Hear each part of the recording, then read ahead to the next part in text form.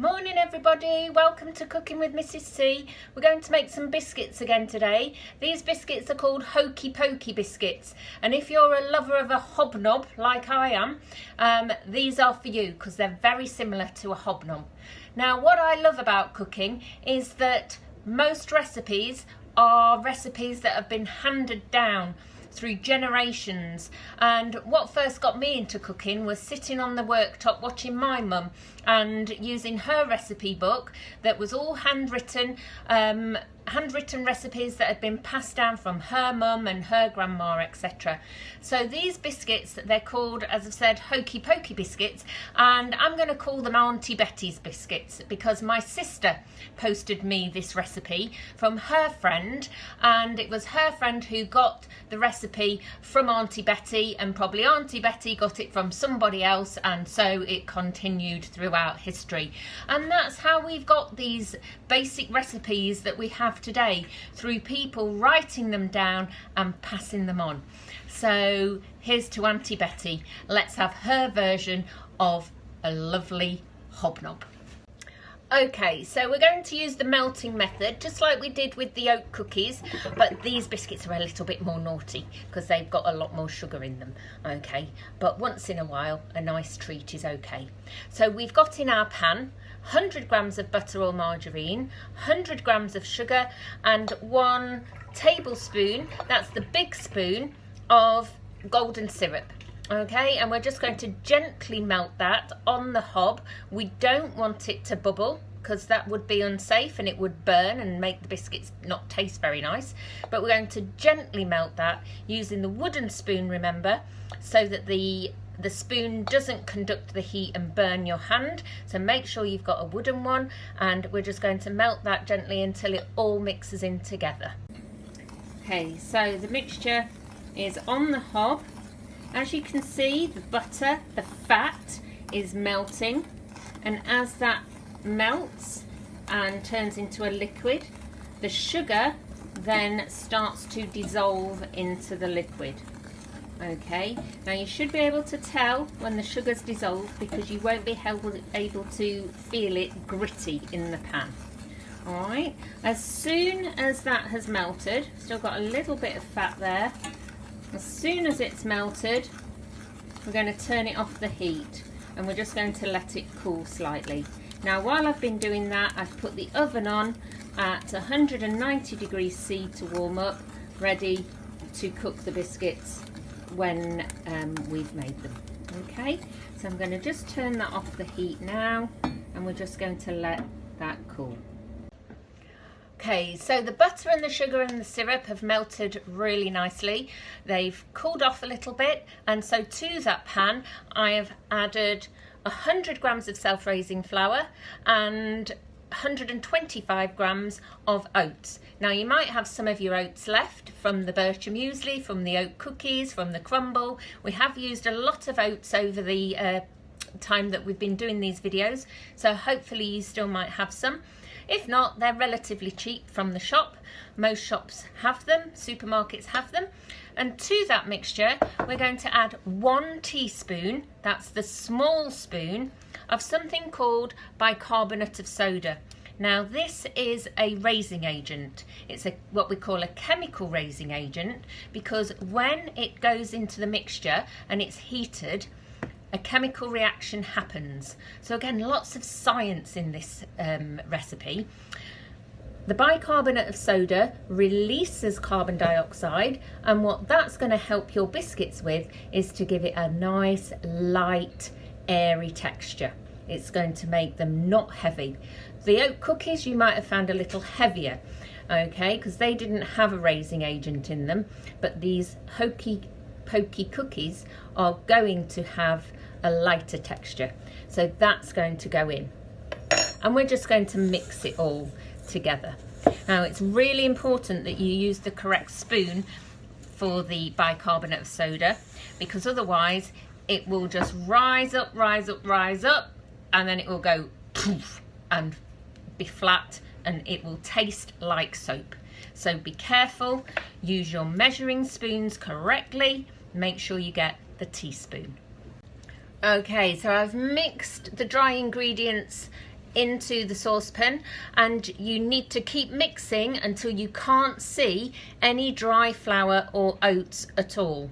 And at that stage we're then ready to shape them and form them into the spheres ready for the biscuits.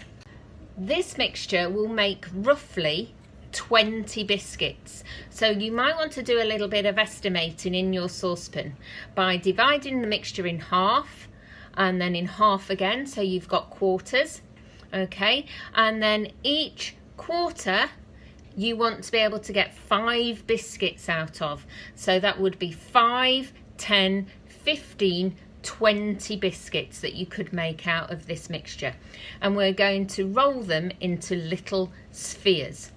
Okay, but before you roll them, make sure that you've got some greased baking trays ready to put them on.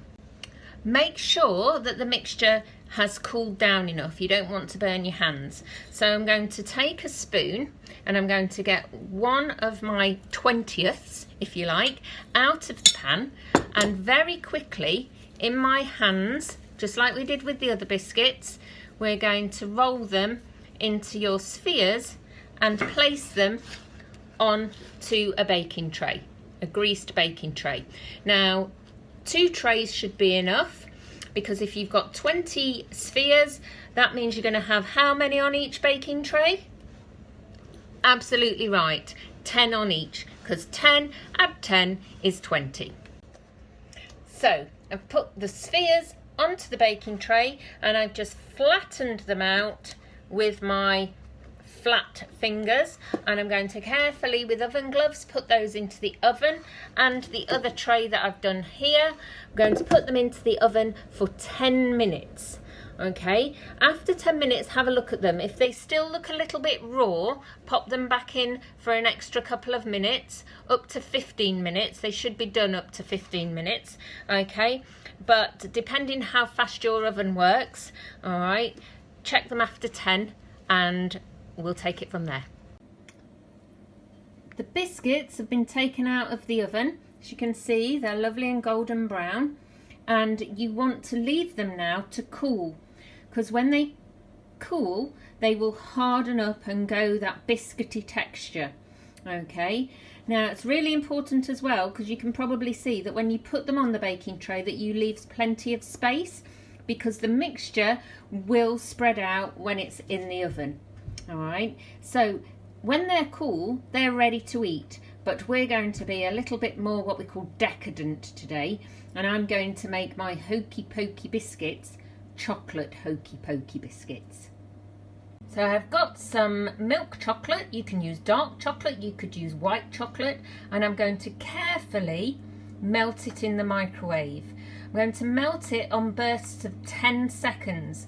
Now it's really important that you melt the chocolate carefully and in 10-second spurts in the microwave, otherwise you will burn it and it will smoke and it will taste awful and you'll have to throw it away. Okay, so we're going to do it very carefully in the microwave, 10 seconds at a time, stirring it after each time the 10 seconds has gone. So as you can see, this chocolate has melted. It's only had 30 seconds total in the microwave, so putting it in 3 times, 10 seconds at a time. Now when I brought it out for the last time, there were still some little chunks of chocolate in there. However, just by stirring the chocolate will eventually melt without having to put it back in the microwave. Okay, so don't be tempted to stick it back in there for more time, because that will burn the chocolate. And so we're ready to put this on top of our Hokey Pokey biscuits. The biscuits are nice and cool now, and they've hardened up. Okay, so all that melted fat has now gone hard again, okay, as it's cooled, and we're ready to put the chocolate on top. I'm going to take the biscuit over the bowl of chocolate, and just with a teaspoon, put it in the middle of the biscuit, and just with the back of that spoon, spread it carefully out. And we're going to leave that then to harden off again. As it cools, the chocolate will harden. Remember, melted chocolate is what we call a reversible change, because on cooling it will then turn back to hard chocolate. just while the biscuits are cooling and before I show you the end result, I just wanted to show you something that you perhaps could do, especially over the summer holidays. These are just some basic notebooks, and over time I've just filled them with recipes that I've come across in magazines or what people have given me, newspaper articles that I've done over time in different schools that I've taught at. We've got a recipe there. For those of you that know Mrs. Danks, she gave me that one that's been well used. And it's just like a little journal of all the things that I've cooked over the years. And it's a real useful go-to book if I want my recipes in a hurry. And here in this one here, there we have it. Auntie Betty's Hokey Pokey Biscuits, July the 5th, 2020. And I've written that out from what my sister gave me, from her friend, from her auntie, and it's now got pride of place in my book, ready to be used again. So maybe that's an idea that you could do over the summer, is to journal things that you've made and write a little note when you've tasted them. What did it taste like? How would you make it better next time? What else could you add to it to make it different? I'd love to see these journals if any of you have time to do it over the summer, and I look forward to reading them when I see you back in September. Okay, so we have our finished Hokey Pokey biscuits, or what I'm now going to call them, Auntie Betty's Hokey Pokey biscuits. I've left some without chocolate because some people might not want chocolate on their biscuit, and I've put chocolate on the other half. So let's have a look.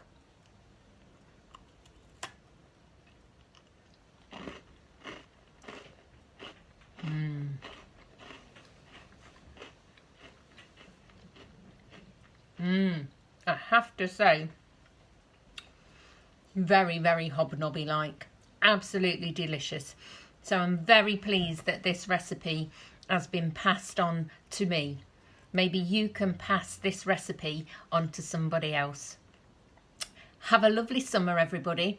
It's been brilliant doing these videos. I hope you've enjoyed watching them as much as I've enjoyed making them. Have a great summer, keep yourself safe, and happy cooking. See you soon in September. Bye.